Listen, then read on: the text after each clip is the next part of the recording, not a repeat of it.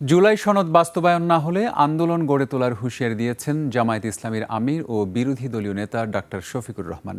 বলেছেন, ফ্যাসিবাদের পথে হাঁটলে জনগণ আন্দোলনের মাধ্যমে অধিকার আদায় করবে।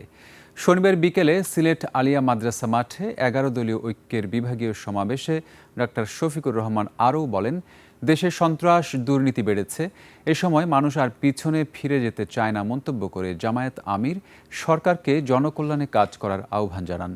এলডিপি চেয়ারম্যান কর্নেল অবসরপ্রাপ্ত অলি আহমেদের সভাপতিত্বে সমাবেশে এনসিপির আহ্বায়ক নাহিদ ইসলাম, বাংলাদেশ খেলাফত মজলিসের আমির মামনুল হক সহ ১১ দলের সিনিয়র নেতারা বক্তব্য রাখেন।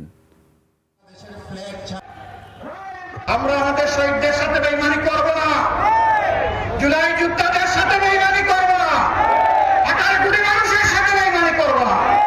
আমরা কথা রাখবো ইনশাআল্লাহ।